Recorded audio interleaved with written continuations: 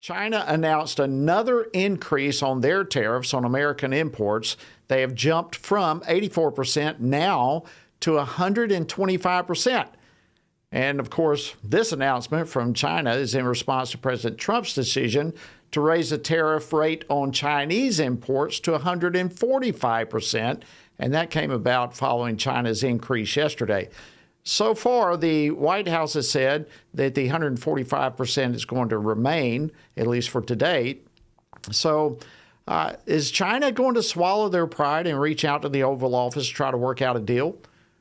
Or, on the other hand, I guess the question would be, are they literally willing to lose out on the largest consumer market in the world? Well, here to talk about this and more is Congressman Mark Harris. He serves on 3 different House committees. He previously served right here at FRC as vice president for the Association of Churches and Ministries. He now represents North Carolina's 8th Congressional District. Congressman Harris, welcome back to Washington Watch. Always great to see you, my friend. Jody, it's always great to be with you and to see you, my friend. All right, so let's start this. It looks like tariff Cold War, tariff ping pong, whatever you call it, between the United States and China. Give me your thoughts on this. Well, I think President Trump is holding strong, and I think he will hold strong. I think China's messing with the wrong person when you see the stand and the resolve that he has. Listen, he's made it perfectly clear that any country that is ready to come to the table and sit down is going to be able to negotiate a fair trade deal with the United States. And some 70 countries, I should say, I understand, have already reached out, and others are already here, ready for these negotiations. And he's sitting down with them one by one. But listen, it has taken a strong leader like President Trump to do a number of things that he was promising on the campaign trail he would do, and he's been delivering them. And this is one of them, getting us back to a level playing field. And there's one message that's being made loud and clear, and the days of the United States being taken advantage of in the markets, that day is gone. And he is standing up for the American worker, and he's going to bring back manufacturing to our country.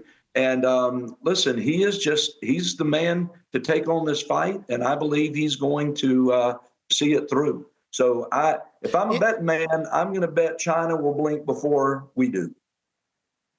Yeah, I think you're exactly right. I don't know of any other leader that could be pulling this off other than President Trump. I mean,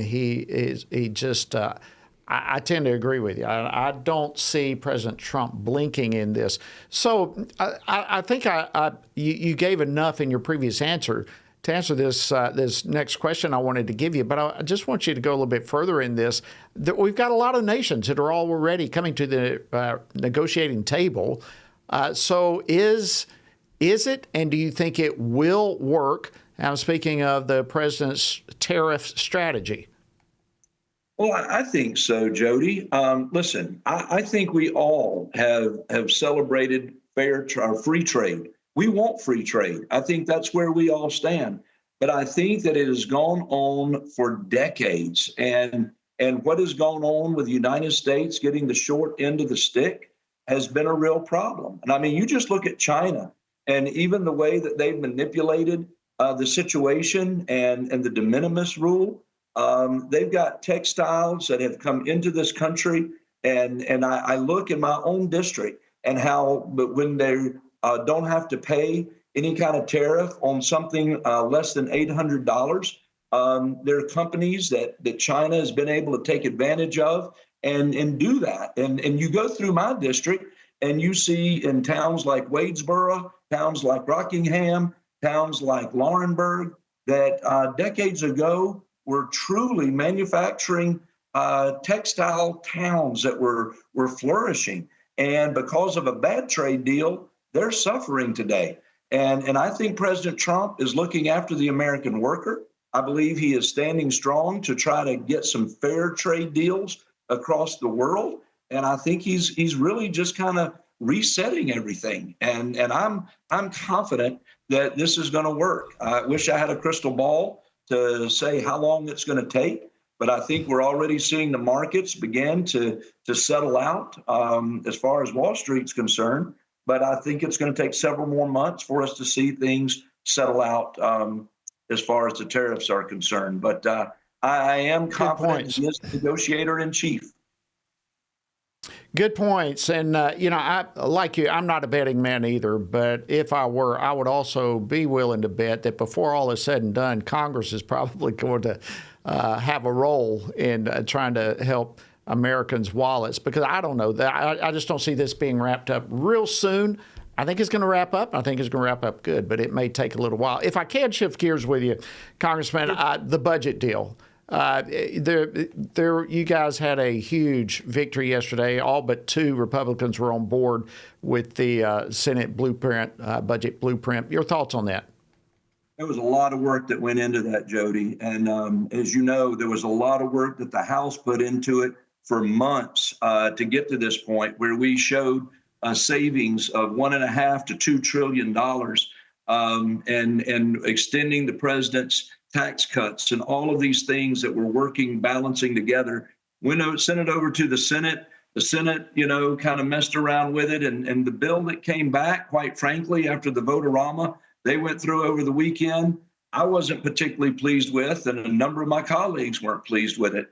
I had an opportunity to go with a small group that met with the president on Tuesday and really got his assurance that we're on the same page and that he wants to get America on that solid financial footing again. And that this what the Senate was doing were just numbers basically to get a start, but that he understood where we were. So I was assured coming out of there and felt confident about where we were going. I had some colleagues that were not in that meeting, some that were, that again have been burned. And that's what it comes down to. And you know how it is. They just felt like that the risks were too great for us to get burned again by the Senate, not hitting those numbers of what we need in terms of spending adjustments. And so on Wednesday night, there was a meeting and talked about how we needed to hear from the Senate. And so there was a joint press conference, as you know, yesterday morning, Senator Thune and Speaker Johnson sharing together. And again, I've got to give props to Speaker Johnson. He has done a phenomenal job of pulling all the parties together and is standing strong. And he and Senator Thune, in what they gave together, stating that they were on the same page with the president, leading the way, I think everybody felt like, okay, the real work begins now. We're going to all put it on paper for what the reconciliation bill is going to look like. And here we go. Here we go. Congressman Mark Harris, thank you so much for that update, and so glad to have you there representing North Carolina's 8th District. Have a great weekend. Thanks for joining us.